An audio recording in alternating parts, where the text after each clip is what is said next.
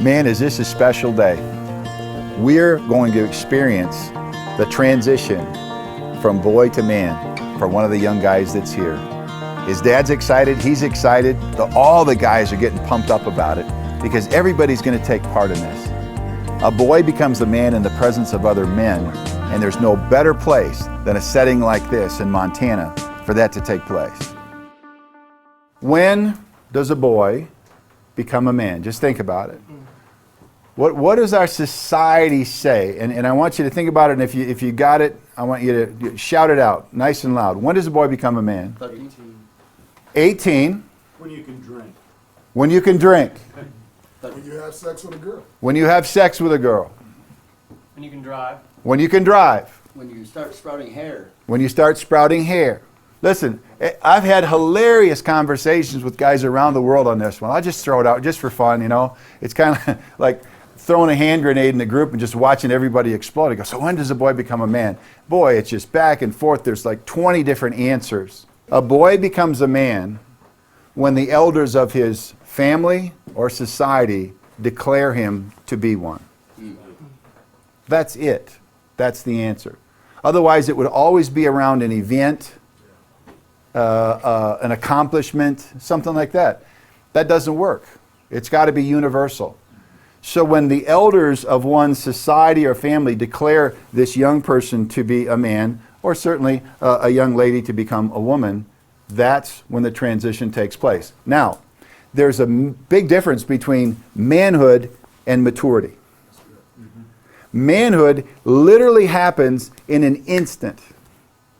It's like your salvation, if you will, your conversion. That's that moment we talked about. In a moment, boom. When the elders say, this, from this day forward, you will be received and treated as a man. Maturity, wouldn't it be nice if it happened that way? Wouldn't it be nice if elders could come to you and go, instantly mature? Wow. It doesn't work like that. Maturity is a process. It happens over time, and we're all still in that process. Amen? Amen. Yeah, we're all still in that process. But manhood is something that happens in the moment when the elders say, now's the time. My name is Shimon Liang, and my son is Isaac Liang. When we got the news, my wife was pregnant with Isaac. It was really a process of surprise and disbelief, because we had 3 girls, and you know, they all in their age of teenagers and the high school and college. But when we got the news we're having a son, and it's so significant, I cannot even use any language to describe. Part of my heritage also being the Chinese, the sons carry the last name. It's extremely important part of the culture. And also kind of a little bit of anxiety of not knowing how to raise a son, because we have 3 girls. You know, we are used to with girls at our homes, and so that's I would say a mixed feeling, but definitely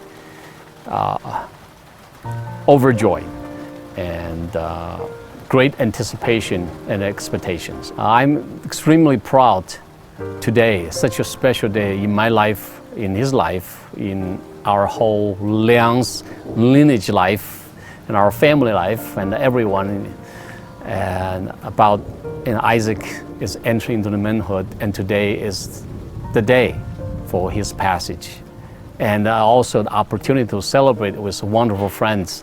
In our modern society, our so-called advanced society, we've lost rites of passage. In the losing of rites of passage, we have condemned our young guys to just drift in uncertainty. Have I arrived? Have I not arrived? Midlife crisis, you've heard of that term, midlife crisis. That's when some 40-year-old guy with, you know, thinning hair and rapidly expanding belly, he's got to go get the sports car and try to find some little honey that will hang out with him so he can prove he's a man. Do you see it, men? Do you see it?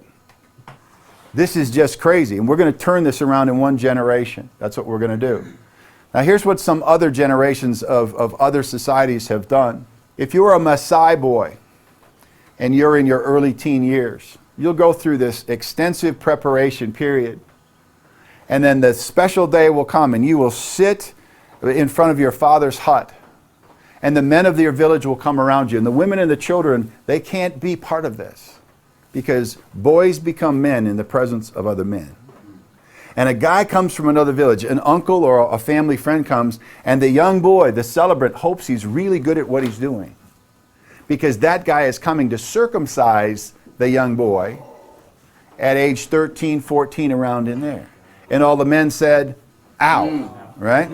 And this young guy sits there, ramrod straight, and he is not allowed to blink, to cry out, to jerk at all. And if he endures 20 seconds of pain, he's received as a man for the rest of his life. And in a couple of weeks, he heals up. The villagers bring him cattle. He's allowed to start his own herd. He's given his own hut. He's allowed to marry. From that day forward, he's a man. However, should he cry out, they call it, if he kicks the knife, he is driven from the village. He is disgraced. He's disgraced. And will they shun him forever? No, they won't. But he'll never quite be received at the same way as the men of the village will be. I can take you back to ancient Rome. In ancient Rome, they had a ceremony called toga virilis, toga of life. And every citizen's son that had turned 14 in this year would be taken by his father to get his first haircut and his first shave. And so he goes and he's trimmed, and now he has the outward appearance of a man in that society. They go to the temple, they offer these honey cakes to the gods. Now their theology is pretty messed up, but they understood that the transition from boy to man was spiritual.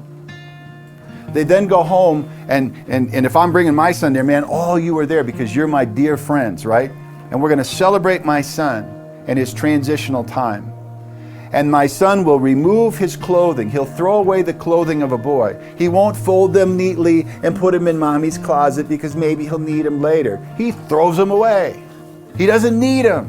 Why? Because he'll never be a boy again. And I would come behind my son with a toga of life. And when I put that on my son and he wraps it around himself, he will be received by me and you as a man. In modern culture, we've got to have rites of passage because our young people, literally around the world, have no idea when they make the transition from boy to man, from girl to woman. Other societies used rites of passage very, very effectively. Historically, they did. Some even yet today. But in modern society, our young guys, man, they hit puberty, they get into the teen years, they're into their 20s, they're into their 30s, they don't know if they've arrived, they haven't arrived. Midlife crisis shows up. Am I a man? Am I not a man? Guys go through their whole life and they really don't know.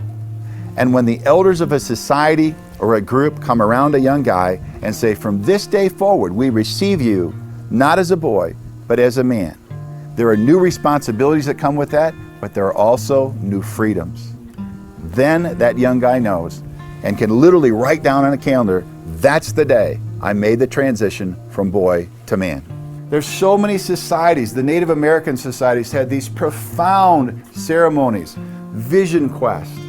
The Navajo had a ceremony for the young ladies called Kinalda that I just cry when I think about it. It's about celebrating a young woman's coming into age. A girl transitioning into woman where literally she can participate in creation. And in modern society, it's like, oh, you know, she's getting her period. We don't want, oh, just every, no. It's to be celebrated because the Creator made women to be able to participate with the Creator in bringing forth the next generation. Guys, these are all rites of passage that seal the identity of young men, of young women. And we have the honor today of having a rite of passage for a young man. Isaac, would you come up front? Just let these guys see you. Give them a hand. This is Isaac Liang's very special day.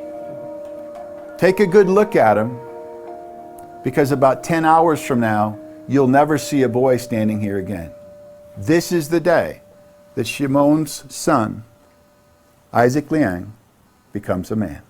To me, a rite of passage means, well, becoming closer to God and becoming closer to other men, because I myself am becoming a young man and I have more responsibility, and I'm sure that my dad will expect more of me, and I hope that I will be able to live to his expectations, and I really hope this rite of passage will help me grow closer to God. My life will definitely change after I do this rite of passage and I become a young man, and my decisions will pretty much change in the way I think, and really it's just going to be, I will probably think through my choices more and think of the consequences, and not the short-term decisions but the long-term and how they will affect my life and affect my relationship with God. And I think that the way I decide will be a big part in becoming a young man going through this rite of passage. This man camp has really changed my view on how I should act towards people that may not have what I have, and grown up in a good Christian home, and I've been exposed to the Lord, and some kids don't have that. A lot of kids don't have that. Millions of kids don't have fathers, and billions of children don't know the Lord, so I think I'm really blessed. I think this man camp experience has been a great thing towards how it will turn out as a man. This ministry is a total team effort, and you can be part of that team. Perhaps you've got a location, a ranch or a retreat center with lots of outdoor activities where we could shoot our next series. Perhaps you could be a sponsor for one episode or the entire series, or you could even be on the show. If you want to help us to produce high-quality Christian television, build strong families and great dads, please go to our website. Thank you.